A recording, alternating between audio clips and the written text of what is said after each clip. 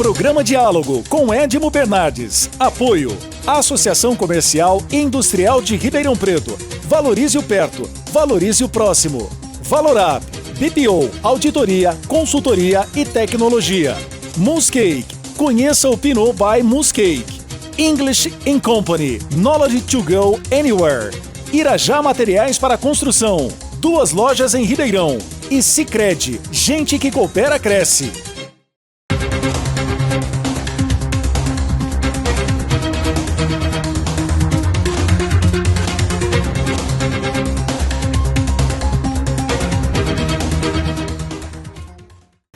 Olá, estamos iniciando mais um diálogo e eu gosto de dizer, quando a gente tem programas especiais, que é um programa especialíssimo.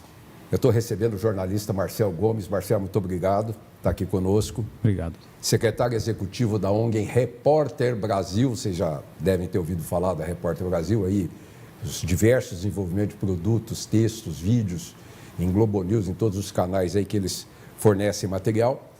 E o Marcel se tornou o 5º brasileiro a receber o Nobel do Meio Ambiente. Parabéns, Marcel. Eu acho Obrigado, que Edmo. É uma distinção espetacular.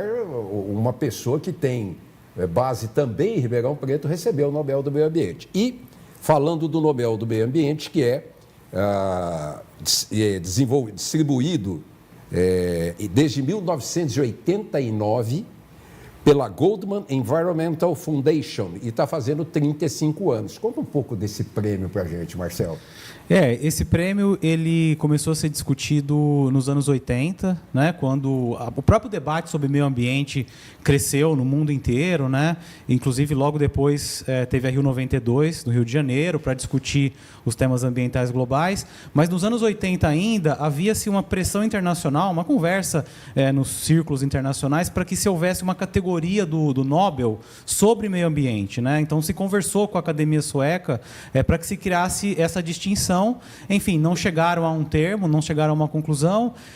Então, a sociedade americana, né, empresários e organizações da sociedade civil nos Estados Unidos decidiram criar lá um grande prêmio internacional, né, que é reconhecido como Nobel, né? Essa fundação Goldman que colocou recursos, né, e esse prêmio vem sendo entregue, né, desde o final dos anos 80. Aqui no Brasil, como você falou, eu fui a 5ª pessoa. Talvez a pessoa mais reconhecida que tenha ganhado aqui no Brasil tenha sido a atual ministra do Meio Ambiente, Marina Silva. Exatamente. E o casal Rhoda e Richard Goldman foi quem criou esse prêmio. Bom, esse prêmio é anualmente concedido para um laureado na África, Ásia, Europa, ilhas e países insulares, América do Norte, América do Sul e América Central.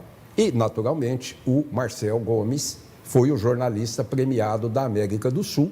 Esteve recentemente em São Francisco, onde foi a entrega da Láurea, né?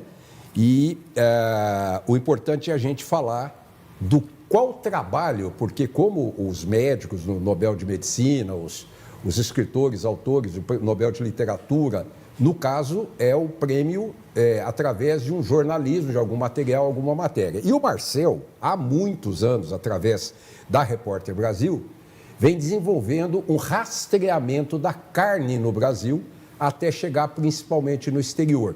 Claro que não é a carne que é o foco, já que é um prêmio do meio ambiente, e sim o desmatamento e a criação do gado brasileiro de maneira a prejudicar o meio ambiente. Agora eu quero que você conte, Marcel.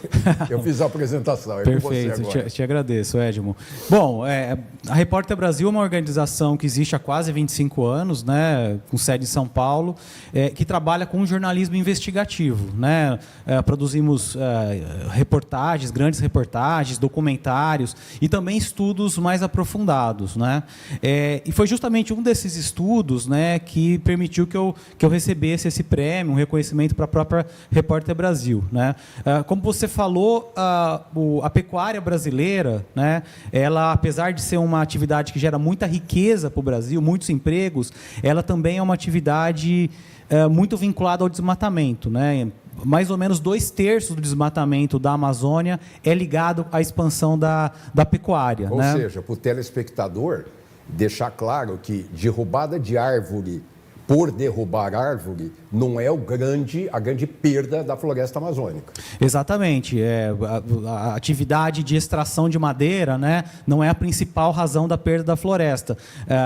2/3 da área desmatada, né, muitos estudos mostram mais ou menos esse dado, né, ela é a floresta derrubada para inserção de gado, né. O Brasil é um dos maiores produtores globais, né, de gado e exportador de carne bovina também, e de todos os produtos ligados a essa cadeia, né, porque com o gado também se tem couro, né, se exporta couro para fazer assento de carro, para fazer roupa, sapato, e também no Brasil se utiliza a gordura do boi para fazer biodiesel, né, que é misturado com o diesel nos postos de gasolina. Então, hoje, mais ou menos 20% do biodiesel brasileiro é feito com a gordura dos... O aproveitamento do boi é 100%.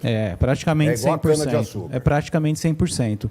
Então, assim, voltando a falar da pesquisa que nós fizemos, né, escolhemos tratar, né, desse tema do boi pelos impactos ambientais que ele tem, como eu mencionei, né? E o que nós fizemos foi um rastreamento das fazendas onde havia muito desmatamento, né? Mapeando o caminho desse boi até os frigoríficos e, o mais importante, dos frigoríficos aos grandes supermercados internacionais, as grandes redes globais de supermercados. Então, na Repórter Brasil, a gente, enfim, montou uma rede de pesquisadores em vários países, na França, na Inglaterra, aqui em várias cidades brasileiras, nos Estados Unidos, na Holanda. Esses pesquisadores fizeram um trabalho de pesquisa nos supermercados, né, identificando as carnes brasileiras e identificando quais eram os frigoríficos, né, de origem daquela carne aqui no Brasil. Enfim, conseguimos mapear, então, todo o ciclo do boi, de fazenda até fazenda, de fazenda ao frigorífico, e depois do frigorífico até esses supermercados globais, né, e mostrando o vínculo, né, dessa cadeia com o desmatamento, né, sobretudo na Amazônia, mas também no Cerrado. O que aconteceu depois, que acho que é a questão mais importante, é que se iniciou uma discussão nos supermercados e dos supermercados com os frigoríficos sobre os problemas da cadeia, né, os problemas da pecuária e o vínculo com o desmatamento.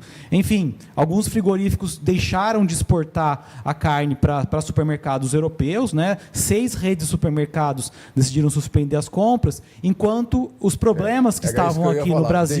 Deixaram de exportar porque deixaram de comprar, não porque eles não queriam exportar. Perderam o mercado, exatamente. E tiveram que tomar medidas aqui no Brasil, né? A gente tem acompanhado isso dentro da Repórter Brasil, né? Como organização, como ONG que nós somos, a gente tem acompanhado as medidas que alguns frigoríficos estão tentando fazer para atender, né, as demandas trazidas por esses compradores, sobretudo europeus, né? Mas nos Estados Unidos também essa discussão está cada vez maior.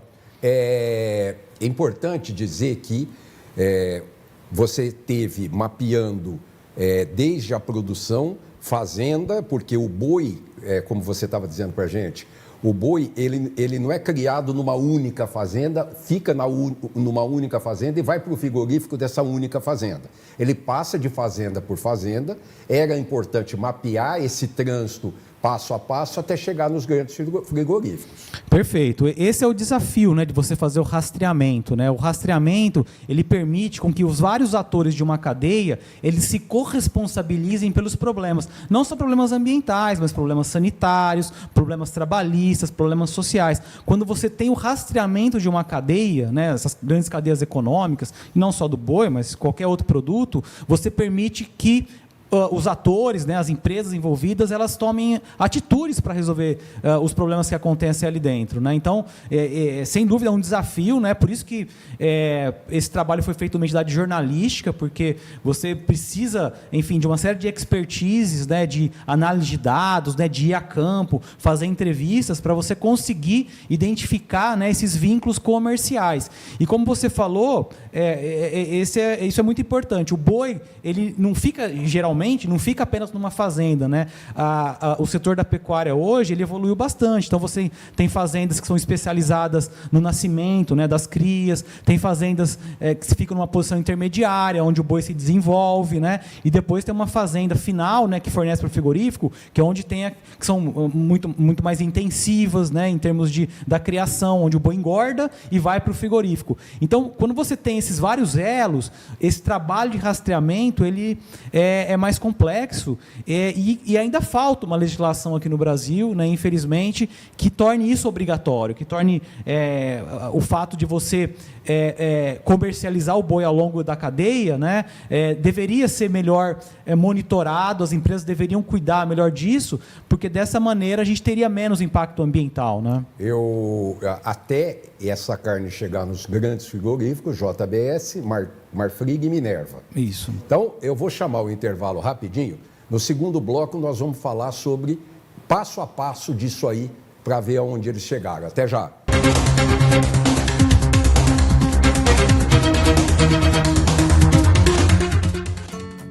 Hoje eu quero aquela brusqueta de pepperoni.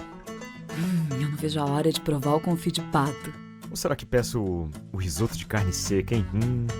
E eu mereço o brownie de sobremesa.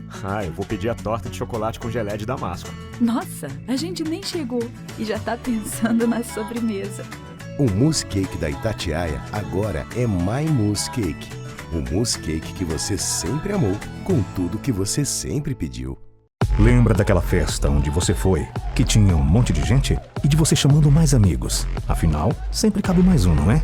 Você também se lembra que, depois da festa, teve beijos nos pais, nos avós e abraços nos amigos? Pois é, um deles está agora na fila do hospital esperando uma vaga. Falta de ar. Valeu a pena? 3 ou 4 horas de diversão para colocar em risco a vida de uma pessoa? Tome cuidado, porque assim como o vírus, arrependimento também mata. Cada dia no Sicredi é assim. O Sicredi inteiro fica te esperando, pra te ver sorrindo, pra te ver sonhando. Aqui no Sicredi não é só dinheiro, é ter com quem contar, é confiar, realizar de jeito maneira. Não é só dinheiro, é ter um parceiro. Eu sou o Sicredi, todo o Brasil inteiro. Não é só dinheiro, é ter com quem contar. Abra sua conta no Sicredi.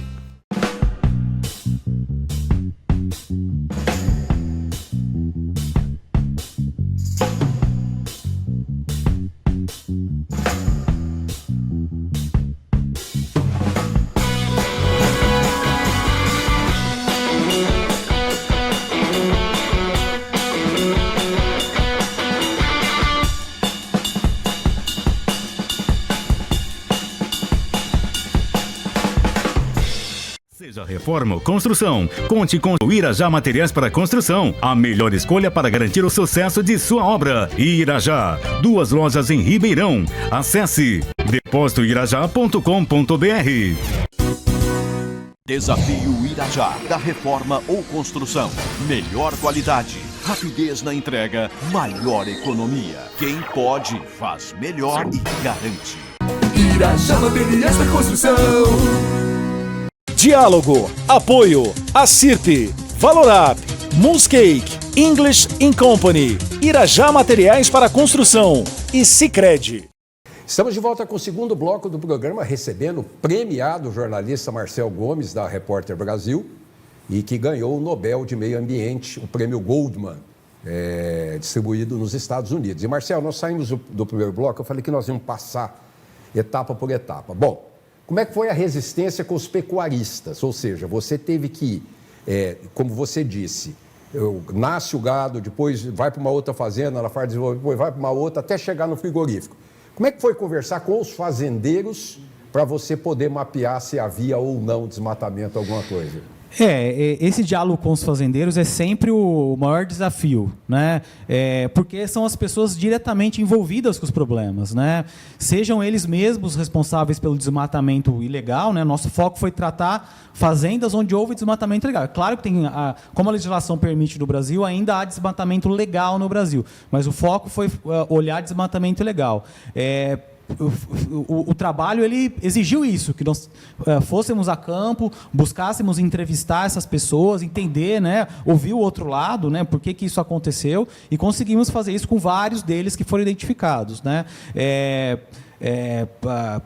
O trabalho ele foi feito sobretudo na região amazônica, pegou um pouco de Cerrado também, e permitiu que a gente entendesse, né, ouvisse argumentos, né, que foram colocados por eles para o desmatamento ilegal ter acontecido. Enfim, alguns argumentam que não conseguiram autorização porque demorou muito para as autoridades ambientais fornecerem a autorização. Outros argumentaram que já compraram a propriedade com o desmatamento ilegal feito, o que não é justificativa, porque ele tem obrigação de recompor a área, né, se ela tiver ilegal, né? Então, assim, essa parte do diálogo com os fazendeiros é sempre muito desafiante e, infelizmente, é o setor ainda que tem mais resistência, né, a cumprir, né, essas obrigações ambientais, né, que hoje, enfim, são fundamentais para você conquistar novos mercados, sobretudo mercados de exportação, né?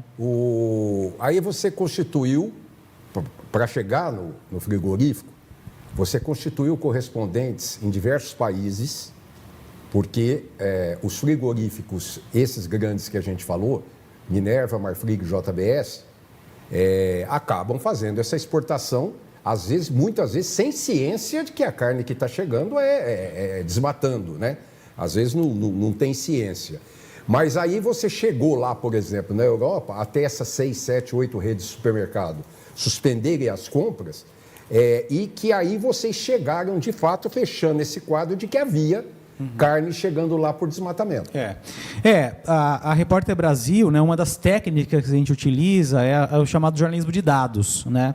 Então, há muitos anos, a gente tem coletado informações públicas, né, que estão disponíveis, né, no site dos ministérios, dos órgãos ambientais, né, das próprias empresas, e construindo nossos próprios bancos de dados para fazer esse monitoramento. Então, a gente utilizou essas informações para fazer a identificação desse trânsito do boi de fazenda a fazenda ou de fazenda ao frigorífico, né? Então, isso a gente conseguiu fazer com muita tranquilidade, né? Aos trancos e barrancos. Mas com informações precisas, com uma documentação muito, muito evidente, né? Faltava fazer essa outra etapa, né? Que exigiu a contratação desses pesquisadores em outros países, justamente para a gente poder fechar, né, a cadeia, né? Porque, assim, uma das estratégias, enfim, a Repórter Brasil faz jornalismo, mas nós somos também uma organização da sociedade civil, nós estamos lutando para as coisas melhorarem aqui no Brasil, né? Então a gente sabe que quando a gente olha essas grandes cadeias de commodities, de alimentos, algumas empresas têm muita influência ali dentro, né? E, em geral, quem tem muita influência é quem compra, né? Então, os frigoríficos têm muita influência sobre os pecuaristas e os supermercadistas, sobretudo internacionais, né? As grandes redes, têm influência sobre os frigoríficos, né? Então, a gente utiliza isso, né? Essas áreas de influência das cadeias produtivas para colocar pressão sobre elas, né? Claro. Então, a gente cita no trabalho quem é cada um deles, né? E eles, enfim, incentivando um diálogo entre eles para que eles coloquem a pressão sobre, enfim, os seus principais fornecedores, né? Naturalmente que é claro que um trabalho desse, né, quando você mexe com uma indústria desse porte, a JBS, por exemplo, provavelmente é a maior distribuidora e produtora de proteína animal do mundo, né? Você recebeu na Repórter Brasil diretores da JBS que estavam interessados, sabia que estava acontecendo a pesquisa, sabia que estava sendo desenvolvido o trabalho de investigação e foram te procurar. E aí? O nosso diálogo é muito franco com essas empresas, né? Com os pecuaristas, com os frigoríficos, com os supermercados, né? O objetivo é ouvi-los, os argumentos, né? E também, como organização, fazer propostas para melhorar, né?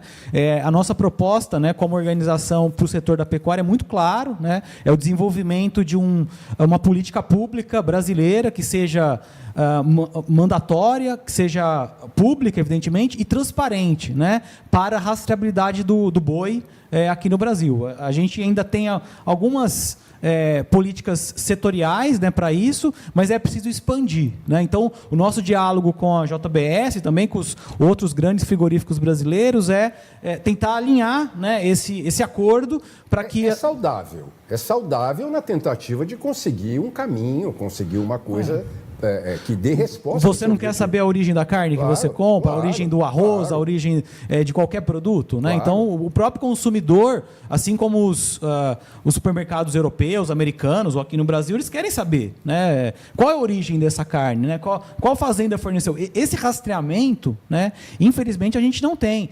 E um supermercado, uma rede internacional de supermercado, ela não quer estar envolvida com um fornecedor que cometa crimes ambientais, cometa fraudes, né? Não só por uma questão de imagem. Em vários países, sobretudo europeus, França, Alemanha, você já tem leis sobre cadeias produtivas. O que significa? Se você é uma grande empresa, isso vale principalmente, eles têm uma nota de corte, né? Então isso afeta grandes empresas. Se você é uma grande empresa, como um supermercado, e você compra produtos de um fornecedor que cometa crimes ambientais ou violações de direitos humanos, você pode ser processado no seu país. Então, uma empresa francesa, um supermercado francês, Carrefour, por exemplo, Casino, ou uma marca tipo Lidl, né, europeia, elas podem ser processadas nos seus próprios países se elas mantiverem o comércio com fornecedores com problemas graves. Então, veja que não é só uma questão de reputação, de imagem, é uma questão também de um risco jurídico, uma vez que elas podem ser processadas nos seus países. E foram 4 países, né, Bélgica, França, Holanda e Reino Unido, que suspenderam compras no Brasil em dinheiro de hoje, na ordem, só para vocês terem uma noção, de 6 bilhões de dólares, ou equivalente a 30 bilhões de reais, em função do trabalho que foi desenvolvido pelo Marcel, pela equipe dele, para esse rastreamento do gado. A solução para isso assim, é muito clara, né? O que falta realmente é um consenso de toda a cadeia para que o problema seja resolvido, né? Quando a gente conseguir construir aqui no Brasil um sistema de rastreamento, e aí você tem várias propostas discutidas no Congresso, no próprio governo federal, as próprias empresas têm ideias sobre isso, o que você ainda não tem é uma possibilidade de um acordo nacional, né? E enquanto isso não acontecer, esse risco, né, reputacional e risco às exportações brasileiras, infelizmente vai continuar, né? Porque, tudo bem, agora a gente está vivendo o governo federal, que está atacando o desmatamento da Amazônia, as taxas de desmatamento caíram bastante, mas no Cerrado ainda os problemas acontecem, né? O desmatamento no Cerrado ainda é muito grande. São nos 3 biomas brasileiros, né? Você tem o desmatamento em todos os biomas, não é exclusivo. Claro, em vários biomas. O gado é uma questão no Pantanal também, né? Agora a gente está entrando na fase de fogo, né? Então a gente pode ver, se tiver seca no Pantanal, grave, pode ter de novo um cenário de muito fogo, com morte de animais, né? E destruição da floresta. O Cerrado, infelizmente, ainda é uma área que se desmata muito no Brasil, porque a legislação permite, né? Você pode desmatar 80% de uma fazenda em cerrado, e a gente tem tantas terras hoje ainda no Brasil, que são terras degradadas, que poderiam ser aproveitadas, né, para a agricultura, para a pecuária, e ainda se desmata muito, né? Então isso é lamentável, pelo cenário de mudanças climáticas que a gente vive no mundo, né? Teve esses episódios recentes no Rio Grande do Sul, né? Quando você desmata, você está jogando carbono na atmosfera, né? E gerando mais e mais mudanças climáticas. Mais do que comprovado. Em 2020, você recebeu apoio através de procura, não que você tenha procurado, da Mighty Earth, que é uma entidade importantíssima. Eu queria até que você falasse sobre isso e quanto isso ajudou no seu estudo. Para a Repórter Brasil é fundamental, né, do ponto de vista da estratégia, a articulação internacional. Veja, o Brasil, ele é um país que o próprio setor do agro fala, né, o celeiro do mundo, né, onde se produz aqui. O Brasil, assim, em poucos anos, vai ser o maior exportador de praticamente todos os produtos, né? Soja, milho, suco de laranja, café, frango, porco, algodão, né? Enfim, é realmente uma potência agropecuária ou de commodities, de mineração também, né? Então, os produtos brasileiros estão chegando em todos os lugares. O problema é que o Brasil também é uma potência ambiental, né? Para a discussão de mudanças climáticas, né, o Brasil talvez seja o grande player global, por conta da floresta amazônica, por conta da quantidade de água potável que está aí no Brasil. O Brasil precisa preservar esses recursos, né? E em muitos países, sobretudo os países desenvolvidos, essa discussão acontece. eles querem comprar os nossos produtos. Eles só não querem que esses produtos sejam feitos de uma maneira que se destrua a floresta, que se contamine as águas, né? Então, a Repórter Brasil, pra gente, na nossa estratégia, é fundamental se conectar com organizações internacionais que estão na Europa, que estão nos Estados Unidos, que estão na Ásia, que estão na África, porque eles ajudam a gente também a dialogar com as empresas locais, a entender melhor essa cadeia internacional de commodities, né? E preparar, produzir ações, né? Como esse estudo foi feito em parceria com a Mighty Earth, produzir ações que repercutam localmente, né? Então, seria impossível a gente ter chegado nesses vários supermercados europeus e americanos se não houvesse o apoio de organizações locais, né, que ajudaram a gente a dialogar e a fazer a pesquisa, né? Bom, nós estamos chegando para o final do programa e vai ficar aquela pergunta que você vai ficar à vontade para responder, e se quiser responder da forma como quiser. As políticas brasileiras, né, ministérios, Senado, Congresso Nacional, fazem esforço para ajudar nesse controle do desmatamento pelo gado, pelo pecuária brasileira? Há sem dúvida setores muito comprometidos, né, hoje em dia, né? É um governo que trata mais desses temas, né? O próprio presidente Lula entende que a inserção do Brasil no diálogo internacional depende da questão ambiental, de mostrar serviço em relação a isso, né?